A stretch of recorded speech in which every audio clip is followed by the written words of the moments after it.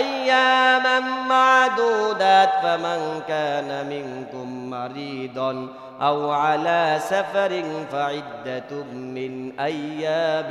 أخر وعلى الذين يطيقونه فدية طعام مسكين فمن تطوع خيرا فهو خير له وأن تصوموا خير لكم إن كنتم تعلمون الله أكبر বলেন আল্লাহ তাআলা বলে দিলেন রোজা ফরজ নির্দিষ্ট কয়েকদিনে তবে তোমাদের মধ্যে যে অসুস্থ অথবা মুসাফির হবে তার জন্য একটু ছাড় আছে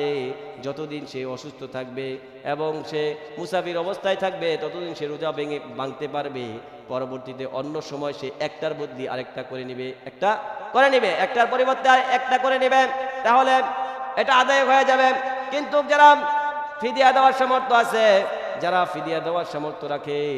রোজা রাখার কোনো সামর্থ্য নাই শক্তি নাই তারা ফিদিয়া দিয়ে দিলে একজন ব্যক্তিকে যদি 2 বেলা খাবারের টাকা দিয়ে দেয় তাহলে তার ওই রোজার ফিদিয়া হয়ে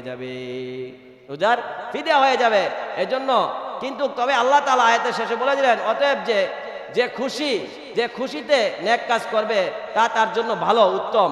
অর্থাৎ ফিদিয়া না দিয়ে যদি সে রোজা রাখে এটাই তার জন্য উত্তম যদি তোমরা বুঝো তাহলে এতে বোঝা গেল যে ফিদিয়া দেওয়া এটা উত্তম না রোজা রাখাটাই উত্তম তারপর এই আয়াতটা আবার যে পরের আয়াতে এই আয়াতের হুকুমটা রহিত হয়ে গেছে নাসেক মানসুখ যেটাকে আপনারা তো গ্রামার পড়েন নাই এই জন্য বুঝবেন নাই নাসেক মানসুখ যেটাকে বলে যে এই পরের আয়াতটা ঠিক আছে কিন্তু আয়াতের হুকুমটা রহিত হয়ে গেছে কেমন রহিত হয়েছে 1 নম্বর কি আল্লাহ তাআলা আয়াতে বললেন ছাড় দিলেন কি যদি রোগী হয় 2 নম্বর যদি মুসাফির অর্থাৎ সফরকারী অবস্থায় থাকে সেই ক্ষেত্রে এই 2টা ক্ষেত্রে ছাড় কিন্তু তৃতীয় যে ছাড়টা বলেছেন যে ফিদিয়া দেওয়ার কথা এটাকে রহিত করে দেওয়া হয়েছে পরের আয়াতে শাহরু রমাদানাল্লাযী উনজিলা ফীহিল কুরআনু হুদাল লিন-নাসি ওয়া বায়িনাতিন মিনাল হুদা ওয়াল ফুরকান ফামান শাহিদা মিনকুমুশ শাহরা ফালইয়াসুম এখানে এই আয়াতের মধ্যে ফালিয়াসুম অর্থাৎ এ দ্বারা বোঝাচ্ছে যে অতএব তোমাদের মধ্যে যে কেউ এই মাসে পাবে সে অবশ্যই এর রোজা রাখবে এই রোজা রাখবে এই আয়াত দ্বারা অর্থাৎ সূরা বাকারার 185 নম্বর আয়াত দ্বারা বোঝা গেল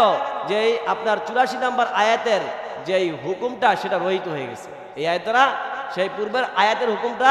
রহিত হয়ে গেছে যারা শক্তি সামর্থ্য রাখে প্রাপ্তবয়স্ক তাদের কোনো রোগও নাই তারপর কি সফর অবস্থায়ও থাকে না এই 2টা কারণ ব্যতীত যারা এমনিতেই ফিদিয়া দিয়ে দেয় রোজা না রেখে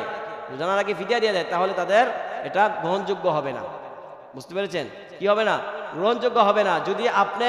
সামর্থ্যবান থাকেন অসুস্থ না আপনি এমনিতেই টাকা পয়সা আছে আপনি কোটি কোটি টাকার মালিক রোজা রাখতে কষ্ট হয় এই জন্য আপনি কি করলেন ফিদিয়া দিয়ে দিলেন এটা আদায় হবে না এই আয়াত দ্বারা আমরা স্পষ্টভাবে বুঝতে পারলাম যে পূর্বের আয়াতের হুকুমটা রহিত হয়ে গেছে আয়াতের হুকুমটা কি হয়ে গেছে রহিত হয়ে গেছে অতএব আমরা যারা সামর্থ্যবান আমাদের যাদের শক্তি আছে আমরা প্রাপ্তবয়স্ক নারী এবং পুরুষের উপর মাহে রমজানের রোজা ফরজ কিন্তু 2টা বিষয় ব্যতীত ছাড় দেওয়া হয়েছে একটা হলো অসুস্থতা আর একটা হলো মুসাফির অবস্থায় যদি আপনি সফর করেন আপনি এই দেশ থেকে আপনি গ্রামে যান আপনি রোজা ভাঙতে পারবেন ভাঙলে আপনি পরবর্তীতে একটার পরিবর্তে একটা করলেই আদায় হয়ে যাবে বুঝতে পেরেছেন